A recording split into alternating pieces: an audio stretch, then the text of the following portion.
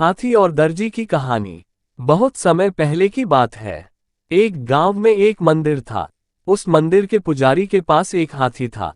हाथी मंदिर में आने वाले भक्तों का स्वागत करता था। गांव के सभी लोग हाथी से प्यार करते थे। मंदिर में पूजा अर्चना समाप्त हो जाने के पश्चात हाथी नहाने के लिए गांव के तालाब में जाता था और तालाब में डुबकी लगाता और नहाता था। जब हाथी तालाब में नहाकर घर लौटता था तो रास्ते में एक दर्जी की दुकान थी। हाथी हमेशा दर्जी की दुकान पर रुकता था और दर्जी हाथी को एक केला खिलाता था। इसके बाद हाथी अपनी सूंड से दर्जी को प्रणाम करता और घर चला जाता था। एक शाम जब हाथी तालाब में नहाकर घर आ रहा था और केला खाने के लिए दर्जी के दुकान पर रुका। उस दिन दर्जी शरारती मूड में था। दर्जी ने हाथी को खाने के लिए एक केला दिया। हाथी ने जैसे ही केला खाया और दर्जी को प्रणाम करने के लिए सूंड को उठाए। दर्जी ने हाथी की सूंड पर सुई चुभा दी। हाथी को दर्द हुआ। हाथी दर्द से करहाता हुआ अपने घर चला गया।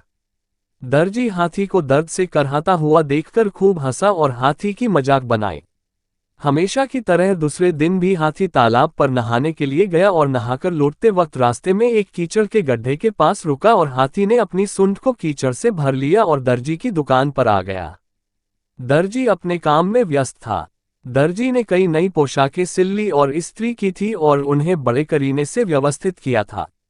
वह अपने काम को निहार ही रहा था जब उसने हाथी को अपनी दुकान पर रुकते देखा। अगले ही पल हाथी ने कीचड़ से भरी अपनी सूंड से दर्जी की दुकान के अंदर कीचड़ का फव्वारा छोड़ दिया और दर्जी के नए सिले हुए कपड़ों को भीगो दिया। दर्जी के नए सिले हुए कपड़े गंदे हो चुके थे। अब दर्जी को अपनी भूल का एहसास हो रहा था। उसने हाथी से हाथ जोड़कर माफी मांगी और कहा कि हाथी मित्र, आपने सही किया, मुझ जैसे व्यक्ति को इसी प्रकार समझ आती है। दर्जी ने हाथी को कहा कि मित्र, मैं आज के बाद किसी को कभी भी चोट नहीं पहुंचाऊंगा।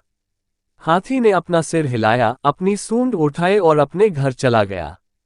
शिक्षा: आप दूसरों का बुरा करेंगे तो आपके साथ भी बुरा होगा।